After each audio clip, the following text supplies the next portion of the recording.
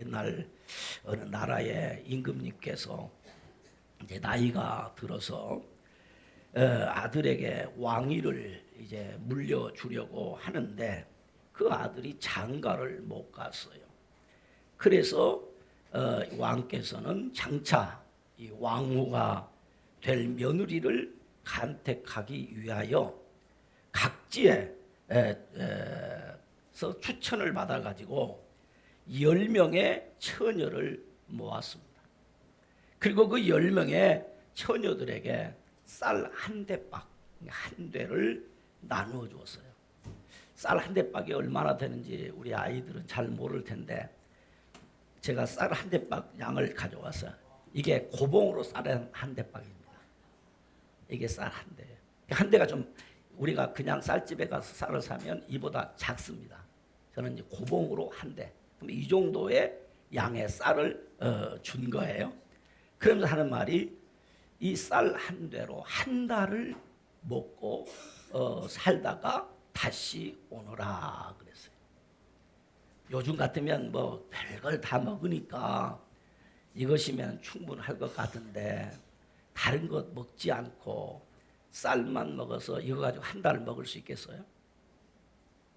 아이고 목사님 나는요 물만 먹어도 배가 부르니까 안 먹어도 돼요 라고 생각하는지 몰라요. 그래서 이 쌀 한 대박을 주면서 한 달 동안 다른 거 먹지 말고 더 먹지도 말고 이 쌀 한 대박을 꼭 지켜서 먹고 살다가 와라 그랬어요. 그래서 이 10명의 처녀들이 쌀 한 대를 받아가지고 집에 돌아왔는데 쌀 한 대로는 도저히 한 달을 살 수가 없었어요. 그래서 그 쌀 한 대를 어떻게 해야 한 달을 살 수 있을까 하고 고민하던 처녀들은 어떤 처녀는 그랬습니다. 이렇게 해야 되겠다. 이 쌀을 한 달 30인분으로 매일 먹을 양을 나눠서 그냥 생쌀로 먹어야 되겠다. 그래서 생쌀을 씹어 먹었어요. 어떤 처녀는 그거 가지고 안 되니까 많이 먹기 위해서 죽을 쑤어서 매일 죽을 조금씩 먹어야 되겠다. 그래서 죽을 쑤어가지고 한 달 동안 죽을 쑤었어요. 죽을 먹었어요. 죽 쑤었단 말이에요. 그리고 어떤 처녀는 참고 참다 배고플 때만 밥을 해서 조금 먹고 이렇게 살았어요. 그래서 마침내 30일이 되었습니다. 그러자 이 10명의 처녀들이 왕궁으로 다시 모여듭니다. 그런데 어떤 처녀는 들것에 들려서 오고 어떤 처녀는 엎혀서 오고 이렇게 처녀들이 모여오는데 피골이 상접해서 바짝 말라 앙상한 모습으로 이 왕궁으로 처녀들이 모여든 것입니다. 그런데 어찌된 일입니까? 한 처녀가 오는데 오히려 한 달 전보다도 얼굴이 포동포동하고 거기에다가 비단 옷을 해 입고 그리고 얼굴에 연지 곤지도 바르고 이렇게 오는데 그 머리에 떡시루 하나를 탁 이고 왕궁으로 들어오는 것입니다. 그러자 그 모습으로 임금님이 이 처녀에게 묻습니다. 너는 어떻게 해서 이렇게 해왔느냐, 이 떡을 해왔느냐라고 물으니까 이 처녀가 하는 말이 네 임금님께서 주신 쌀 한 대로는 도저히 한 달을 살 수가 없을 것 같아서 임금님이 주신 그 쌀로 떡을 했습니다. 그래서 그 쌀로 떡을 해서 팔았더니 세상에 돈이 벌리는 것 아니겠습니까? 그래서 떡을 해서 팔아가지고 돈을 벌어서 매일 저도 먹고 우리 가족들도 다 배불리 먹고 그래도 돈이 남았습니다. 그래서 또 그 돈으로 떡을 만들어서 쌀을 사다 떡을 만들어 팔고 또 그 돈으로 떡을 만들어 팔고 그래도 돈이 남았습니다. 그래서 오늘 여기 임금님을 뵈러 올 때 임금님의 은혜가 너무 감사해서 오늘 임금님에게 드리려고 이렇게 떡 한 시루를 해왔습니다. 그런 거예요. 그러자 이 처녀의 말을 들은 임금님이 너무너무 기뻐하시면서 입에 침이 마르도록 칭찬을 하시다가 하인들에게 명하여 여봐라, 당장에 이 처녀를 왕으로 삼도록 하라. 그래서 그날 이 처녀는 바로 그 집의 며느리가 되었다는 이야기입니다. 무슨 내용일까요? 자, 오늘 본문 이야기를 보니까 비슷한 이야기가 담겨 있어요. 본문의 내용을 흔히 우리는 문화 비유라는 표현을 씁니다. 이 내용을 좀 요약하면 이렇습니다. 어떤 귀인이 왕위를 받아오려고 먼 나라로 떠나기 전에 집에 부리던 10명의 종들을 불러 모아서 그들에게 은화 한 문화, 요즘 우리 돈으로 말하면 약 900만 원에서 800만 원 정도 된다고 해요. 이 은화 한 문화를 주면서 말씀하시기를 내가 돌아올 때까지 이 은화로 장사를 하도록 하라 라고 하시고 이 주인이 먼 길을 떠났어요. 그리고 이 귀인이 왕위를 받아 돌아와서 은화를 맡긴 종들을 불러서 각각 내가 다녀오는 동안에 장사한 것을 이 결과 보고를 하도록 하라 라고 하니까 한 종이 네 하고 들어와서 주인님께서 주신 그 은화 한 문화로 10문화를 남겼습니다 하고 그 주인에게 10문화를 탁 내놓는 거예요. 그러자 두 번째 종이 왕이시여, 저도 한 문화로 장사를 해서 5문화를 남겼습니다 하고 5문화의 은화를 가지고 와서 주인 앞에 탁 내놓는 거예요. 그 모습을 본 주인이 기뻐하시면서 참 너희 수고했다. 너희가 아주 수고만 했다. 너희가 작은 일에 수고했으니 내가 더 많은 것을 너희에게 주리라고 하면서 10문화 남긴 사람에게는 10고을을 다스릴 수 있는 권세를 주고 5문화를 남긴 사람에게는 5고을을 다스릴 수 있는 권세를 주셨어요. 그러고 나니까 한 사람이 또 와서 하는 말이 주인님이요, 주인님은 아주 엄하신 분 아닙니까? 그래서 혹시 내가 주인님의 말대로 장사를 하다가 이 한 문화를 잃어버리면 내가 주인님에게 혼날 것 같아서 주인님이 주신 것 손에 가지 않도록 하기 위해서 내가 수건에 잘 싸서 보관해 두었다가 여기 한 문화를 가져왔습니다. 주인님이 얼굴색이 확 바뀌더니 그거 내놔라 하고 한 문화를 뺏어버려. 그리고 10문화 가진 사람에게 그 한 문화를 주었다. 그리고 주인님이 왕위를 받으러 갈 때 그것을 싫어하여 반대하던, 그리고 일하지 못하도록 방해하던 그 사람들 잡아와라. 저놈들 다 죽여라. 그래서 나머지 종들은 다 죽였더라 라는 내용이 오늘 본문의 내용입니다. 여기서 왕위를 받아오는 귀인은 누구를 말할까요? 그래요, 예루살렘에 올라가 십자가에 달려 죽으시고 부활 승천하셨다가 왕권을 가지고 다시 오실 예수님을 말씀하고, 은화 곧 한 문화를 받아서 장사해야 할 사람들, 은화를 받아서 장사해야 될 사람은 누구냐? 당시로 말하면 제자들이요, 또 복음 전도자들입니다. 오늘날로 말하면 오늘 목회자들, 또 전도자들. 그런가 하면 좀 넓게 해석을 하면 교회의 모든 직분자들을 포함한 성도들을 두고 하는 말이라는 것이죠. 그리고 되돌려받은 은화와 칭찬은 재림의 아래 충성을 다한 성도들이 받을 상급과 칭찬을 상징하고, 왕됨을 싫어하는 자들은 주었던 은화를 빼앗기는 것과 빼앗기고 책망을 받는 그런 자들은 누구이냐? 마지막 날 곧 왕이 귀환하는 날, 재림의 날에 재림하실 주님의 왕권을 믿지 않는 불신자들, 곧 불충성한 삶을 살았던 자들이 당할 부끄러움과 책망 그리고 심판을 상징하는 것입니다.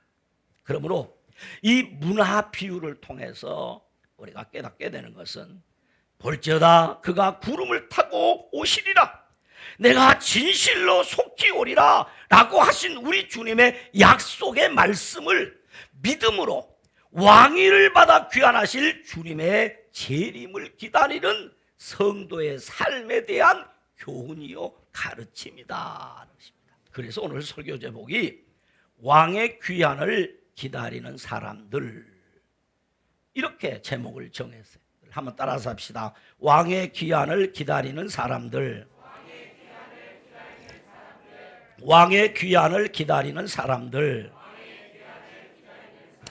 자, 그러면 왕의 귀환을 기다리는 사람들은 어떻게 살아야 되느냐? 첫째, 왕을 믿어야 합니다. 본문 11절에 보니까 이렇게 기록했습니다. 같이 한번 읽어볼까요? 읽습니다. 시작. 그들이 이 말씀을 듣고 있을 때에 비유를 더하여 말씀하시니 이는 자기가 예루살렘에 가까이 오셨고 그들은 하나님의 나라가 당장에 나타날 줄로 생각함이더라 라고 했어요. 그러니까 본문의 문화 비유는 누가복음 9장 51절에 예수께서 승천하실 기약이 참에 예루살렘을 향하여 올라가기로 굳게 결심하시고 라는 말씀으로 시작이 돼요. 그래서 계속해서 이때부터 예수님의 메시지가 어디에 초점이 맞춰져 있느냐 하면 하나님의 나라에 초점이 맞춰져 있어요. 그래서 예수님이 가르치는 거의 가르침의 모든 내용이 하나님의 나라에 대해서 가르치셨어요. 그래서 그들이 하나님의 나라에 관심을 가지고 계속해서 말씀을 듣다 보니까 하나님의 나라가 당장이 올 것 같이 생각이 되더라고요. 그런데 이것은 잘못된 생각이란 말입니다. 그래서 예수님께서 이 잘못된 생각을 바로 잡아주기 위해서 하신 말씀이 문화 비유란 말이에요. 본문 12절에 보면 어떤 귀인이 왕위를 받아가지고 오려고 어디로 갔다고 그래요? 먼 나라로 갔어요. 그러면 먼 나라로 가면 시간이 짧게 걸린다, 오래 걸린다? 그 얘기예요. 이 얘기는 우리는 조금 어려운 이야기일 수 있습니다. 그러나 당시에 유대 사람들에게는 어려운 이야기가 아니에요. 왜냐하면 예수님 당시에 왕이 될 자는 반드시 로마의 황제로부터 직접 왕위를 받아야 했어요. 그래서 유대 나라에서 어디까지 가야 되냐면 로마까지 가야 돼요. 이 로마라는 나라는 먼 나라에서 그 당시, 오늘 주인이 먼 나라에 갔다는 얘기는 지금 주인이 돌아올 날짜가 길다는 이야기를 지금 들려준 것입니다. 그러니까 예수님 당시의 왕이었던 헤롯 왕은 로마에서 왕으로, 로마의 황제로부터 왕의 임명을 받아서 유대 나라를 다스렸어요. 그러다가 이 헤롯 왕이 나이가 먹으니까 죽게 되잖아요. 이 헤롯 왕에는 아들이 셋이 있었는데 바로 그 안디바, 빌립, 아켈라오라는 세 아들이 있었어요. 자기가 죽기 전에 세 아들에게 유대 나라를 3등분 해가지고 그 안디바에게는 갈릴리와 베레아 지방을 다스리도록 이렇게 맡겨주고, 둘째 아들인 빌립에게는 그 팔레스타인 북동쪽 지방, 그 바닷가 아주 아름다운 경치가 기가 막힌 그 지역에 그 지역을 주면서 다스렸어요. 세 번째 아들인 아켈라오에게는 팔레스타인 남쪽 지역을 그 다스리도록 이렇게 했어요. 근데 남쪽 지역은 별로 살기가 좋은 곳이 아니었어요. 그러나 이 세 왕은, 세 아들은 공식적인 왕이 아니었습니다. 왜? 로마 황제로부터 직접 왕권을 임명받지 못했기 때문이에요. 인준을 못 받았다는 얘기죠. 그런데 팔레스타인 남쪽 지역을 다스리던 아킬라오는 사람은 아주 성격이 잔인하고 권력욕이 아주 지나칠 정도로 강하고, 그래서 그 백성들에게 폭정을 일삼습니다. 그러면서 이 아킬라오가 늘 생각하기를, 이 나라를 내가 다 다스려야 되는데 우리 아버지가 나라를 세 쪽이나 내놨다 그래서 불만을 품고 자기가 아버지의 유언장을 바꾸는 거예요. 아버지의 그 유언장을 바꿔가지고 황제에게 인주를 받기 위해서 노마로 갔어요. 그가 노마로 떠난 후에 그 학정에 시달리던 유대인들 중에 그 사람들이 반란을 일으켰어요. 그래서 대표단 50명을 뽑아가지고 노마로 황제가 간 그곳으로 가가지고 그곳에 가서 아켈레오가 왕이 되는 것을 반대합니다 하고 반대 시위를 했어요. 그래서 이 일 때문에 아켈라오는 아버지의 나라 전부를 차지하지 못하고 절반만, 그러니까 유대와 사마리아 지역의 분봉왕으로 임명을 받아서 돌아오게 돼요. 그러자 아켈라오는 그 불만을 품은 자들을 잡아다가 성전에서 3,000명을 죽여버립니다. 그런데 이렇게 많은 사람을 학살하고 보복을 행한 것이 어떻게 되냐면 노마의 황제에게 알려지게 되었어요. 그래서 노마 황제가 이럴 수가 하고 진노하여 이 아켈라오를 추방하고 직접 총독이 유대 나라를 다스리게 되었어요. 이것이 역사적인 사실이에요. 바로 그 사건 때문에 오늘 문화 비유를 우리보다는 당시에 이 이야기를 들은 사람들이 훨씬 잘 이해할 수가 있었다는 이야기죠. 이 반대한 사람들의 종말이 어땠느냐? 왕이 떠났다가 돌아올 때 그들이 충성하지 못한 사람들이 어떻게 했느냐? 다 죽임을 받았다는 이야기죠. 그러므로 예수님께서 문화 비유를 통해서 말씀하고 싶었던 것이 무엇이냐? 첫째는 제자들과 따르는 사람들의 생각을 바로 잡으려는 것이었어요. 그들은 모두 하나님의 나라가 당장에 나타날 줄 생각을 했어요. 그러나 예수님은 이 문화 비유를 통해서 하나님의 나라는 지금 당장 완성되는 것이 아니라는 것이죠. 귀인이 왕위를 받으러 먼 나라로 갔다는 이 말에서 예수님이 오실 날이, 하나님의 나라가 완성되는데 그 날이 아직은 많이 남았다. 그러므로 지금 너희들이 받은 직분과 사명과 은사를 가지고 너희의 직분을 충성스럽게 감당하며 살아야 한다. 할렐루야. 그것을 오늘 예수님이 가르치고 싶으셨다는 거죠. 두 번째는 귀인이 왕위를 받으러 떠나면서 반드시 돌아올 것의 증표로 그들에게 문화를 맡긴 것처럼 우리 예수님께서 머지않아 그들 곁을 떠나시지만은 반드시 우리 주님도 뭐 하신다? 돌아오신다.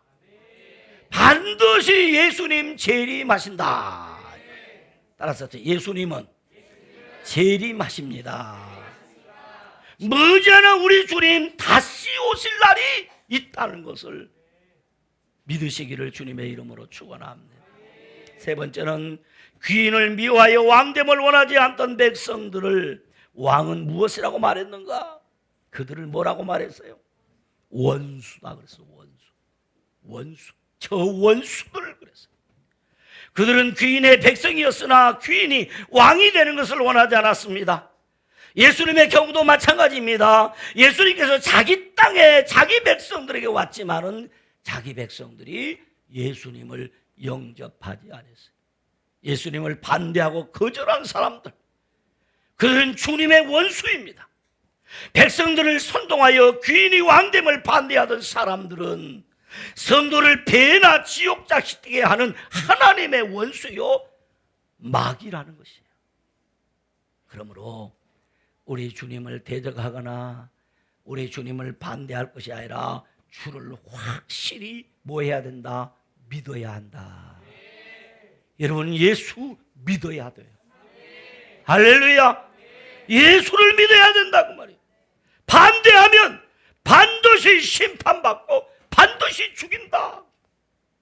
네 번째는 왕위를 받아 귀환한 귀인은 떠나면서 맡겼던 문화를 돌아와 계산하듯이 우리에게도 문화를 맡기신 주님이 귀환하는 날에 반드시 상 주실 것을 말씀하고 있어요. 귀인은 문화를 맡겼던 종들이 돌아왔을 때 결산하도록 하여 그들이 맡긴 10고을 5고을을 주신 것은 상이 있다는 것입니다. 왕의 귀환을 기다리는 사람들에게는 반드시 결산의 결과에 따라 상을 주시는데 현세와 내세에 상을 준다. 여러분이 지난주에 그랬잖아요. 현세에서는 누구처럼 살고 부자처럼 살고 내세는 누구처럼 되고, 아이고 욕심도 많아요. 그래, 여러분이 현세에도 복 있기를 바랍니다.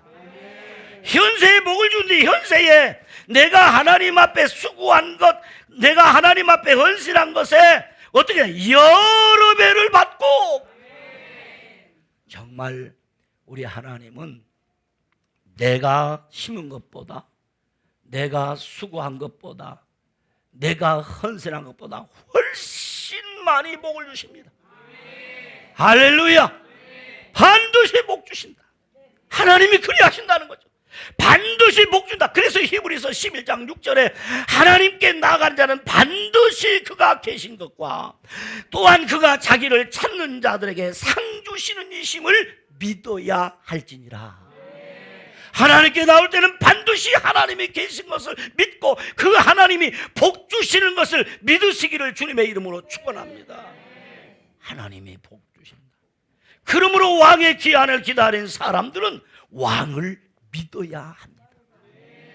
두 번째, 왕의 귀환을 기다리는 사람들은 왕께 믿음으로 충성을 다해야 됩니다. 본문 17절에 주인이 이르되 잘하였다 착한 종이요 내가 지극히 작은 것에 따라서 충성하였으니, 따라서 내가 충성하였으니 충성했단 말이에요. 그랬더니 10고을 권세를 차지하라 라고 말씀하셨어요. 왕위를 받아 돌아온 왕은 10문화를 남긴 자에게 10고을을 주셨어. 5문화를 남긴 자에게 5고을을 주시면서 칭찬을 하셨습니다. 10문화 남기고 5문화 남긴 사람에게 잘했다, 너는 착한 종이다, 지극히 작은 것에 충성을 다했다, 너 정말 짱이야 짱. 여기서 충성이라는 말은 전심으로 정성을 다했다. 또 이 충성이라는 말은 신뢰나 믿음을 불러일으킨다. 정말 신뢰가 가고 믿음직스럽다. 그러니까 이 충성했다는 주인의 기대와 믿음에 합당하게 했다. 여기 중요한 건 자기 마음대로 자기 나름대로 열심히 한 것이 아니에요. 이건 충성 아니에요. 주인의 믿음대로, 주인의 기대대로, 주님의 말씀대로 했다.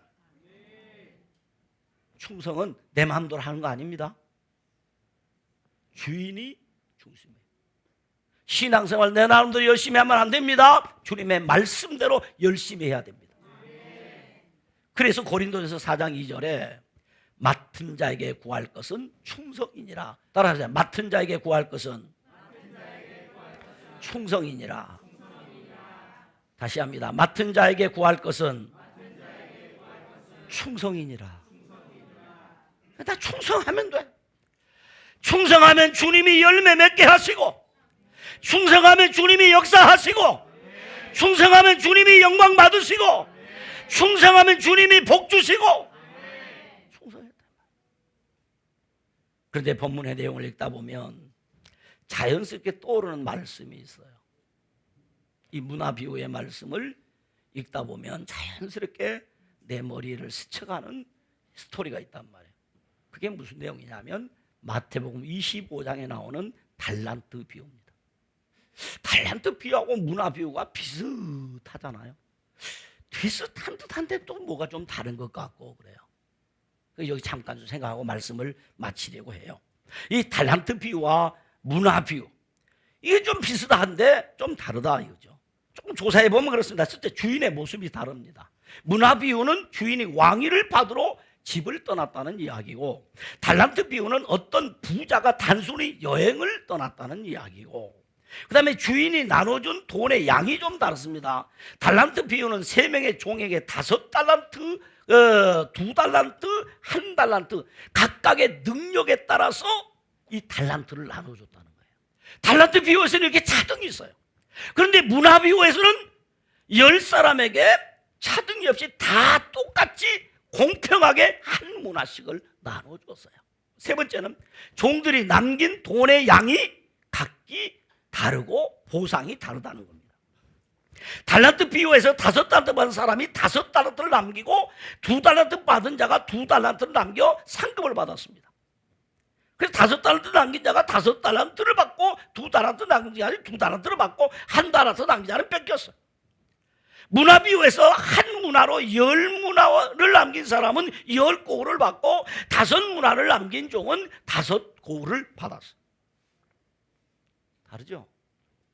그리고 달란트 비유에서는 악한 종은 있던 것을 빼앗기고 바깥 어두운 데 쫓겨나 슬피 울며 이를 갈았다 그랬어요. 그리고 무서운 심판을 받았다. 그러나 문화 비유에서는 악한 종은 있는 것을 빼앗기지만은 그가 죽임을 당하지는 않았어요. 바깥으로 쫓겨나가지는 않았어요. 다만 그 귀인이 왕대심을 거역한 반역자에 대해서만 죽였어요. 그럼 좀 해석이 될 거예요.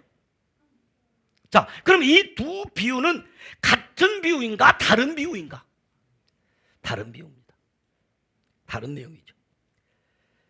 그러니까 달란트 비유에서는 5달란트, 2달란트, 1달란트 줄 때 조건이 있었습니다. 각각 그의 능력에 따라서입니다. 재능에 따라서입니다. 그래서 차등으로 준 거예요. 그러나 문화 비유는 차등이 없어요. 모두 게 공평하게 딱 줬습니다. 한 문화씩 똑같이. 그러니까 우리 가운데는 기본적으로 한 문화가 있다 없다? 있다. 모두에게 공평하게 줬으니까. 모든 성에 공평하게 줬어요. 그러나 달란트는 그 사람의 재능과 능력에 따라서 다르게 줬어요. 자, 그러면 우리가 하나님 앞에 공평하게 받은 것이 무엇입니까? 그렇죠. 구원의 은혜 다르게 받았습니까? 똑같이 받았습니까? 똑같이 받았어요. 여러분 구원 받으셨습니까? 아이고 목사님 나는 구원 본 적이 없는데요. 우리가 주님의 부름 받을 때 구원의 은혜는 공평하게 다 받았어요. 자, 성령, 내가 예수를 믿는다. 예수를 믿은 것을 어떻게 믿었어요? 은혜로 받았죠. 그 성령의 은혜, 그 믿음은 다르게 받은 것입니까? 공평하게 받은 것입니까? 공평하게 받았죠. 믿음 다 주셔서 우리 믿게 하잖아요. 공평하게. 어떤 사람은 믿음을 주시는데 하나님 2개를 주고 어떤 사람은 1개 주고 아니다. 다 한 문화씩 줬단 말이에요.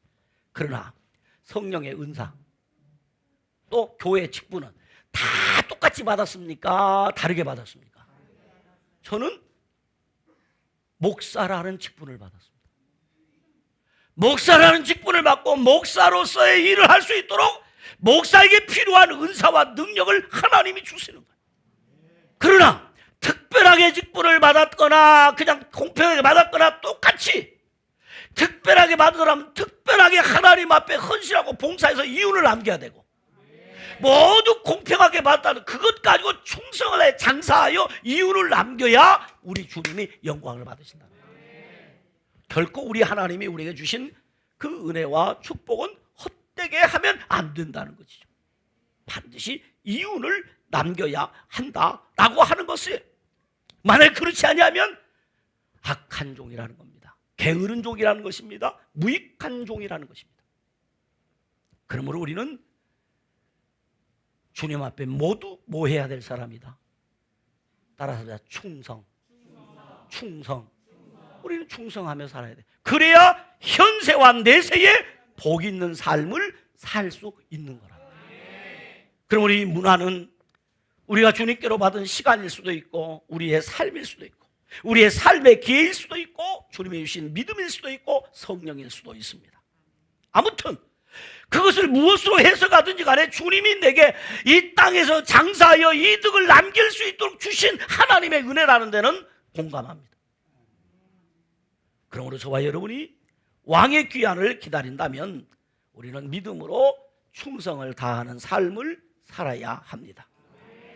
사랑하는 알곡 형제자매 여러분, 저는 간단한 예화를 하나 하고 설교를 마치려고 합니다. 어떤 잡지에 실린 실화입니다. 어떤 청년이 사랑하는 자매와 결혼을 하게 되었습니다. 기다리고 기다리던 결혼식 날이 되었습니다. 주례 목사님은 강단에 서고 신랑은 잘 다듬은 젠틀한 그 신사의 모습으로 신랑 입장을 마쳤습니다. 그러자 그 결혼식을 주례하는 목사님이 신부 입장을 선포합니다. 그러자 신부가 아버지의 손을 잡고 천사처럼 사뿐사뿐히 걸어 나옵니다. 그 베일에 가려진 그 신부의 얼굴이 얼마나 아름다운지 모릅니다. 신랑의 가슴이 두근거리기 시작합니다. 심장이 나왔다 들어갔다 나왔다 들어갔다.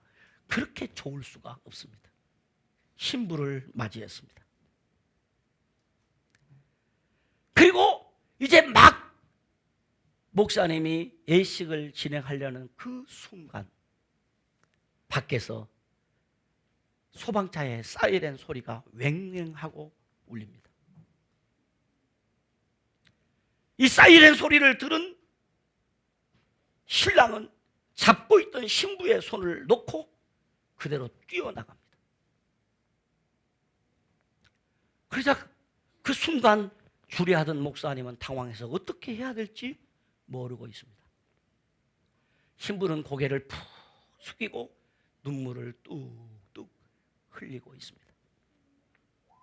양가 부모님들은 도대체 이게 무슨 일인지, 어찌 된 일인지 내용도 모르고 상황도 모르고 지금 안절부절 앉지도 서지도 못하고 지금 있습니다. 내빈들은 모두 웅성웅성하고 어떤 이는 떠나가고 어떤 이는 도대체 이 무슨 일인가 몰라서 당황하고 있습니다. 그리고 시간이 어느 정도 흘렀습니다. 그래서 이 사회 보시는, 이 주례를 보시는 목사님이 결혼을 끝내야 되는가 말아야 되는가 어떻게 결정을 못하고 지금 응거주춤에 있습니다. 그때 신랑이 헐레벌떡 뛰어들어옵니다.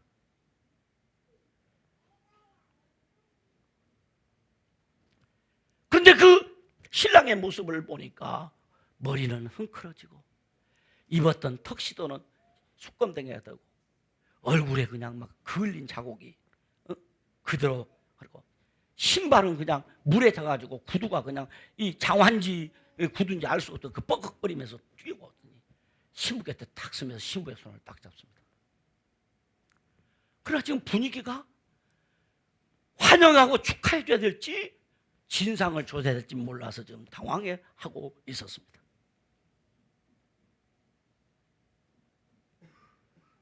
그때 주례 목사님이 말씀 한마디 합니다. 신랑의 직업이 소방대원입니다. 신랑의 직업이 소방대원입니다. 이 신랑은 소방차의 사이렌 소리가 울리자마자 화재 진압의 골든타임에, 화재를 진압할 수 있는 그 골든타임이 있는데 그 골든타임에 사랑하는 동료들과 소방관으로서의 마지막 남은 자신의 그 직분에 충성을 다하기 위해서 결혼식하는 그 시간에 신부의 손을 놓고 뛰어가서 동료들과 함께 화재 진압의 골든타임에 화재를 진압하고 왔습니다. 목사님은 그것을 짐작하고 우리 신랑이 그래서 잠시 자리를 비웠습니다 라고 하자 거기 참여한 모든 하객들과 양가 부모님들과 친척들이 우레와 같은 박수를 칩니다. 이겁니다.